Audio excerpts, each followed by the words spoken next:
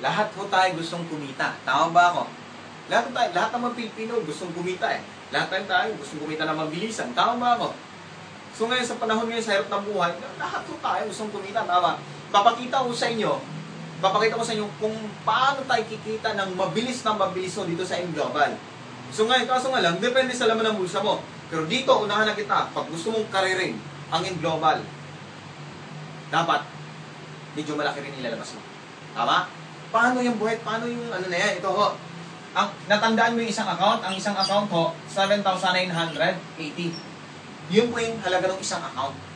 Ngayon, kung gusto mo talagang seryoso kung gusto mo talagang pasukin ng karirin ho, huwag ka mag-isang account.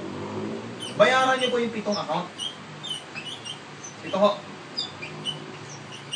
2, 3, 4, 5, 6, 7. Sa M-Global po, sa isang tao, pwede kang mag-7 account. Pwedeng 7 account. Or pwedeng 7 ulo.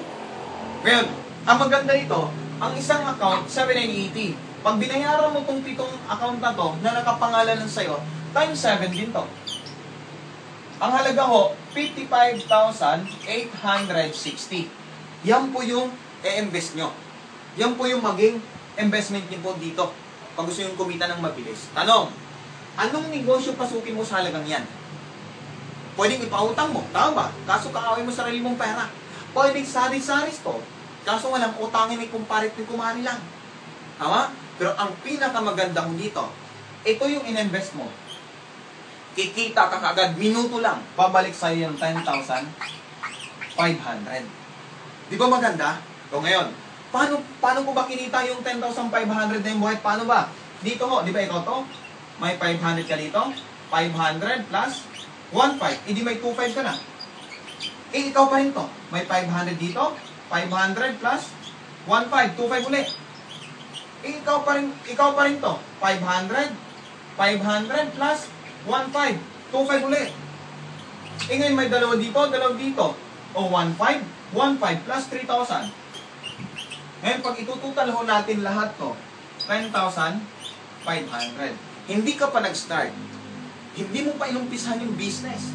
Bumalik na sa'yo kaagad yan. Maganda ho ba? Yes, maganda. Ngayon, ilagay mo sa bangko to. Tutubo ba ganito malaki? Sa loob ng isang taon? Hindi ho. Tama? Pero ang kagandahan dito, nilabas mo ngayon. Ngayon din babalik agad yung 10,500. Di ba maganda? Yes, maganda. Ito pa ho. Ang isang account, di ba, may product na halagang 6,700.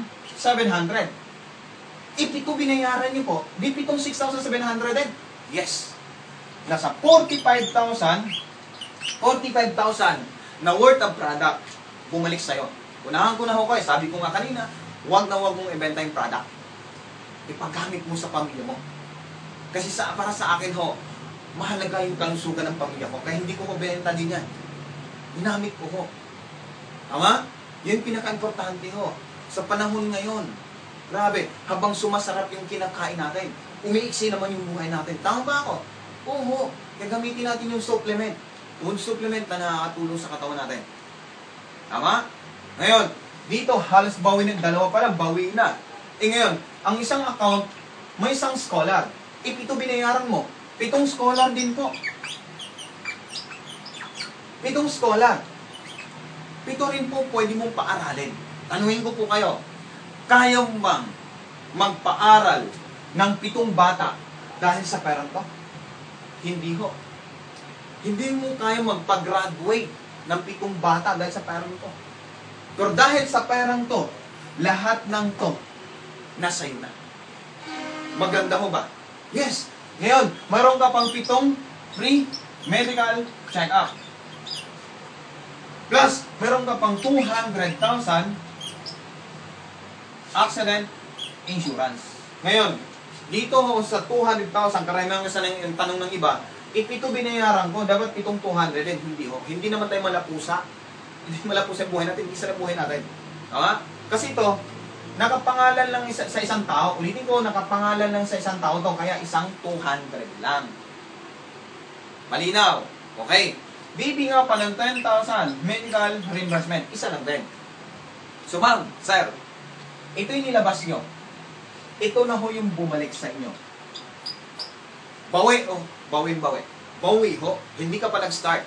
Hindi ka pa nag-umpisa. Bumalik na sa yan. Ngayon, tanong, Boyet, paano ba umpisahan? Ilang tao naman imbitahin ko? Ito ho. 1, 2, 3, 4, 5, 6, 7, 8. 8 tao lang ho. 8 tao lang imbitahin mo. Ngayon, sa 8 tao na yan, pag naintindihan nila yung business, nagustuhan, ganito rin ang investment nila, tulad mo. Ulitin ko, itong 8 taon to, naintindihan nila yung business. Ganito rin ang business, ganito rin gusto nila.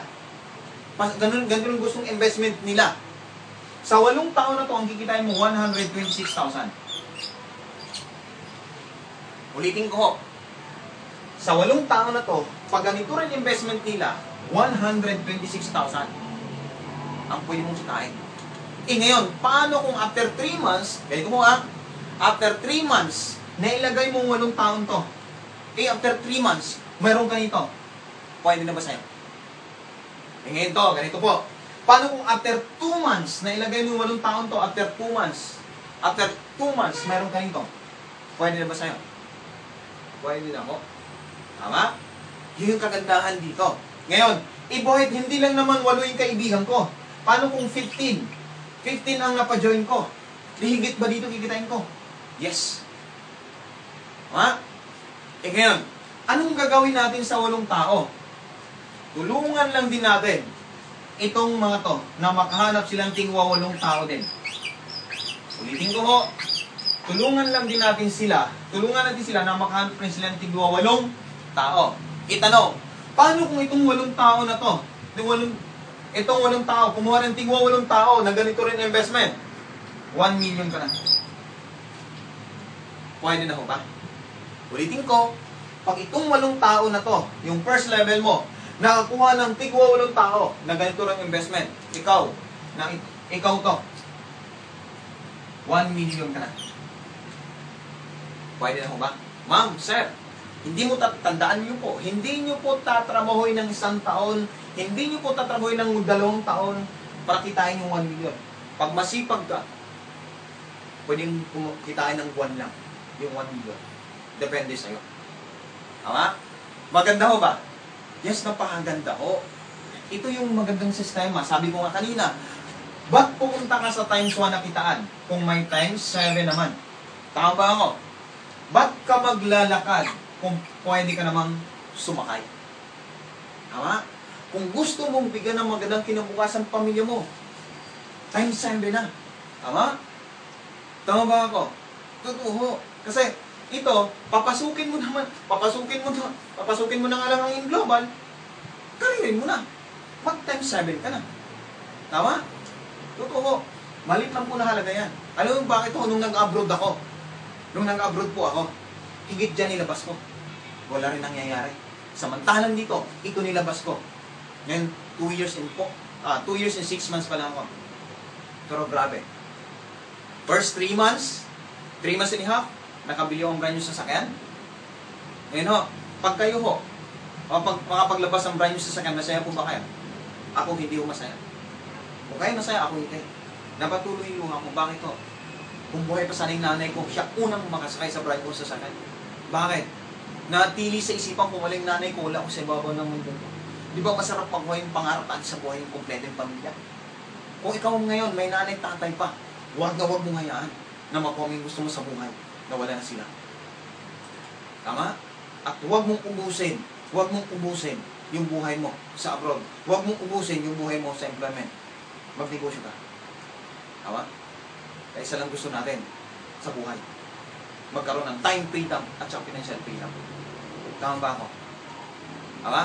Ngayon, after 2 years, yung pinakapangarap kong Montero Sports, sakay ko na ngayon. Tama? Ngayon, dati nangangarap lang din po ako. Ngayon, grabe. Hindi lang naman sasakyan. Marami pa kaming na-invest. Marami kaming negosyo. Dahil sa inyo. Maraming salamat. Maraming salamat po. Ito, last na ho, bawat na maghiwalay. Ngayon, unahan ko na ho kayo. Maraming magsasabi sa inyo, walang kumita dyan, scam, pyramid yan. Tama ba ako? Ma'am, sir, yung magsasabi sa inyo niyan, sila ba ang magpapaahon ng pamilya mo? Sila ba ang bibili ng bigas para papakain ng pamilya mo? Hindi naman eh. Tama? Ikaw pa rin. Lagi mong tandaan, hindi nila nakita yung nakita mo. Hindi nila naramdaman yung naramdaman mo. Tama ba ako? Tama? Kaya huwag niyo pong hayaan. Huwag niyo pong hayaan na yung pangarap mo ngayon ipapanakaw mo sa kanya. Nabuo na yung pangarap mo. Huwag mong hayaan na ipapanakaw mo sa kanya yung pangarap mo. At isa pa, huwag mong hayaan na ibang tao magmamaneho ng buhay mo. Dapat ikaw magmamaneho, hindi sila. Tama? Kaya dito, pagtutulungan natin. Pagtutulungan natin. Ngayon, hindi mo tatanawin mag-isa to. Kasama niyo po ako. Tama? Kaya maraming salamat at good morning po. Mabuhay po ang lahat. Thank you.